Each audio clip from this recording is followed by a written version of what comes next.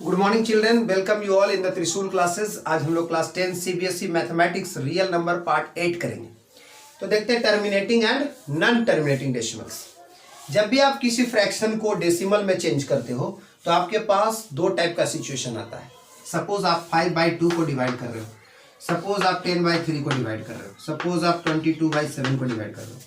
5/2 को करोगे तो 2.5, ये आएगा 3.33 चलता रहेगा, ये हो गया 3.1416 डॉट डॉट डॉट। तो जब भी किसी फ्रैक्शनल फॉर्म को डेसिमल में चेंज करते हैं तो डेसिमल क्या है, डेसिमल में दो पार्ट होता है। पॉइंट के पहले वाला पार्ट, जैसे 2.5 है तो पॉइंट के पहले वाला पार्ट को कहते हैं whole number part, whole number part, और पॉइंट के बाद वाला पार्ट को कहते हैं डेसिमल पार्ट। कौन पार्ट कहते हैं?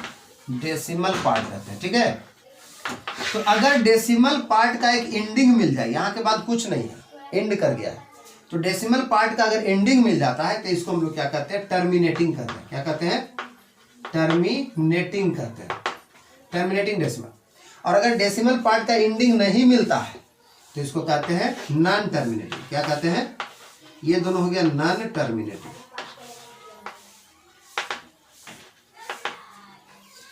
अब ध्यान देना है इस नॉन, ये तो एक ही तरह का हो गया। अब नॉन टर्मिनेटिंग दो तरह का होता है। एक में है कि क्या है कि डेसिमल पार्ट में या तो एक सिंगल डिजिट रिपीट होते रहे, या डबल डिजिट, या ट्रिपल डिजिट, यानी आइदर ए डिजिट और ए ग्रुप ऑफ डिजिट्स, या तो एक डिजिट या ग्रुप ऑफ डिजिट्स रिपीट करते रहे periodically. Such type of decimal in which either a digit और a group of digits repeat periodically in the decimal part, it is called repeating, repeating, और इसी को कहते हैं रेकरिंग। ये रिपीटिंग डेसिमल या रेकरिंग डेसिमल हो गया। और ये तो रिपीट नहीं कर रहा तो इसको कहते हैं नॉन रिपीटिंग, नॉन रिपीटिंग, और इसी को कहते हैं नॉन रेकरिंग। तो याद ही रखना है कि स्टॉप किया पॉइंट के बाद कहीं भी डेसिमल पार्ट एंडिंग पे आया तो टर्मिनेटिंग, अगर एंड नहीं किया तो नॉन टर्मिनेटिंग। नॉन टर्मिनेटिंग में अगर क्या है, ग्रुप या तो डिजिट या ग्रुप ऑफ डिजिट्स रिपीट कर रहा है तो कहलाएगा रिपीटिंग या रेकरिंग, और अगर रिपीट नहीं कर रहा है तो नॉन रिपीटिंग, नॉन रेकरिंग। तो ये जो टर्मिनेटिंग है ये होता है रेशनल नंबर। अगर किसी का डेसिमल रिप्रेजेंटेशन क्या हो, टर्मिनेटिंग हो, तो वो रेशनल नंबर होगा। रिपीटिंग हो तब भी वो रेशनल नंबर होगा। ये दोनों रेशनल नंबर है। और जो नॉन टर्मिनेटिंग, नॉन रिपीटिंग दोनों हो वो होता है ये इर्रेशनल नंबर। यहां तक कोई दिक्कत है? ठीक है, अब ध्यान दीजिएगा, ये तो हो गया कि डिवाइड करके हमने चेक किया कि तुम टर्मिनेटिंग हो या नॉन टर्मिनेटिंग। अब बिना डिवाइड के भी हम लोग चेक कर सकते हैं कि तुम टर्मिनेटिंग हो या नॉन टर्मिनेटिंग। जैसे एग्जांपल देखिएगा, 7/12, 9/25, 3/4। ठीक है, तो आपको अगर चेक करना है विदाउट एक्चुअल डिवीजन, क्वेश्चन में लिखा रहेगा without actual division check whether it is terminating और नॉन टर्मिनेटिंग। बिना एक्चुअली डिवाइड किए हुए आपको बताना है कि ये टर्मिनेटिंग है या नॉन टर्मिनेटिंग। तो इसके लिए ज्यादा कुछ नहीं, आप डिनोमिनेटर को फैक्टराइज कीजिए, नीचे को फैक्टराइज कीजिए। तो 12 को फैक्टराइज किया जाता है तो 2 × 2 × 3, 25 को कीजिएगा तो आएगा 5 × 5, 4 को आएगा तो 2 × 2। तो आपका डिनोमिनेटर यानी यहां लिख देना है, ये फॉर्म क्या होता है? P/Q का होता है ना। तो if the form of Q, form of Q का फॉर्म क्या चीज हो, is 2 to the power m into 5 to the power n, it is terminating. यही मेन फंडा है कि अगर आपके फ्रैक्शन का जो डिनोमिनेटर है उसका form 2 to the power something into 5 to the power something हो तो वो टर्मिनेटिंग होगा। यानी सिर्फ 2 के फॉर्म में और 5 के फॉर्म में, या तो सिर्फ 2 या सिर्फ 5 या दोनों। देखिएगा यहां क्या हो गया, इसको लिख सकते हैं 2 to the power 2 into 3/1। तो देखो इसमें 3 नहीं है, 3 नहीं चाहिए तो ये टर्मिनेटिंग नहीं होगा। अगला बढ़िए, ये है 5 का स्क्वायर, 5 का स्क्वायर इसको लिख सकते हैं 2 पे पावर 0, क्योंकि 2 इसमें नहीं है तो 2 पे पावर 0 क्या होगा? 1, तो 1 हो गया इंटू 5 स्क्वायर आ गया, यानी 2 to the power m into 5 to the power m के फॉर्म में आ गया, इसलिए टर्मिनेटिंग है। इसको क्या लिख सकते हैं? 2 पे पावर 2 इंटू 5 पावर 0, 5 नहीं है ना, तो 2 और यानी सिर्फ 2 दिखना चाहिए या सिर्फ 5 दिखना चाहिए या दोनों दिखना चाहिए, लेकिन 2 और 5 के अलावा कोई नहीं। तो 2 इसमें 5 दिख रहा है, इसमें 2 दिख रहा है, टर्मिनेटिंग है। यहाँ क्या है 2 एंड 5 बोथ है, टर्मिनेटिंग है, दोनों का पावर 1। तो अगर 2 और 5 के फॉर्म में रहेगा डिनोमिनेटर का फैक्टर तो वो टर्मिनेटिंग है, अनलेस टर्मिनेटिंग नहीं है। Next type question, convert into rational number, change into rational number, change into rational numbers. आपसे कह दिया जाए पहला है 5.33 पर रेकरिंग है, दूसरा है 7.29 है, दोनों पर रेकरिंग, तीसरा है 3.24 है, केवल 4 पर रेकरिंग। इसको रेशनल नंबर में चेंज करना है। तो सारे क्वेश्चन को एक जैसा बना रहा हूँ। देखो लेट इसको करेंगे, लेट x इक्वल टू कितना 5.3 पर है रेकरिंग, यहाँ लेट x इक्वल टू क्या होगा 7.29 पर है रेकरिंग, यहाँ लेट क्या होगा x इक्वल टू 3.24 जिसमें 4 पर है रेकरिंग।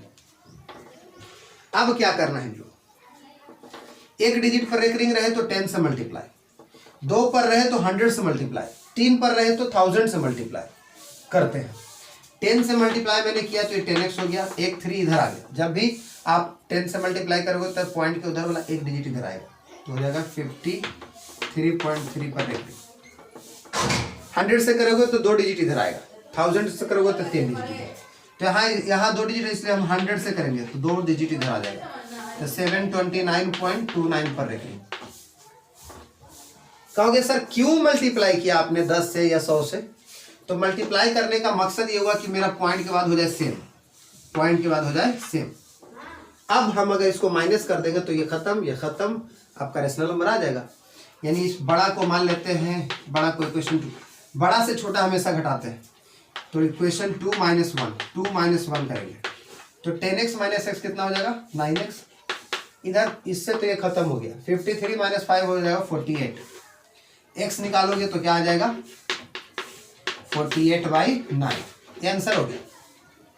यहाँ भी वैसे ही करो, ये इक्वेशन 1 इक्वेशन 2 है, इक्वेशन 2 - 1 इधर होगा 100x - x 99x, ये से ये खत्म हो गया, 729 में से 7 गया, 722 बच गया, यानी x इक्वल टू हो गया 722/99, ये आंसर हो गया। अब ध्यान देना, इसको बनाएंगे तो क्या करेंगे, पहले 10 से मल्टीप्लाई तो 10x। हम तब तक करेंगे बाबू जब तक पॉइंट के बाद सेम ना आ जाए। हमने 10 से मल्टीप्लाई किया, दोनों पॉइंट के बाद सेम हुआ नहीं हुआ, हम तब तक मल्टीप्लाई करते जाएंगे जब तक 2 ठो में सेम ना आ जाए। जब तक सेम 2 ठो में आ गया तो रोक देंगे। अब 100 से भी मल्टीप्लाई करते हैं तो आएगा 4 इधर आ जाएगा, तब 3 2, ठीक है 4.4। अब देखिए सेम आ गया दोनों, तब ये दोनों के इक्वेशन 1 और 2 मानेंगे, क्योंकि पॉइंट के बाद दोनों में सेम है। वही कर देना, इक्वेशन 2 - 1, 100x में से क्या 10x कितना हो जाएगा 90x, ये से ये खत्म हो गया, इससे ही घटाएंगे, 4 - 2 हो गया 2, 12 - 3 हो गया 9, ये बच गया 2, x इक्वल टू होगा 292/9, काट दीजिएगा आंसर आ जाएगा।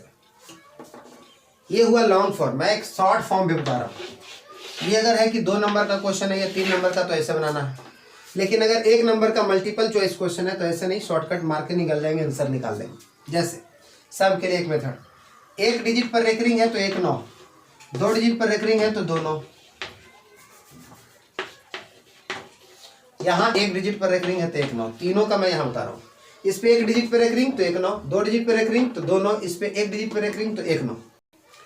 अब देखना है कि पॉइंट के बाद जितना डिजिट पर रेकरिंग नहीं है उतना 0, ये दोनों में तो ऐसा नहीं है, इसमें जो भी है उसमें रेकरिंग है, पॉइंट के बाद जो भी है उसमें रेकरिंग है। इसमें खाली लफड़ा है कि एक में रेकरिंग है एक में नहीं है, तो जितना डिजिट पर रेकरिंग नहीं है उतना 0 यहाँ लगेगा।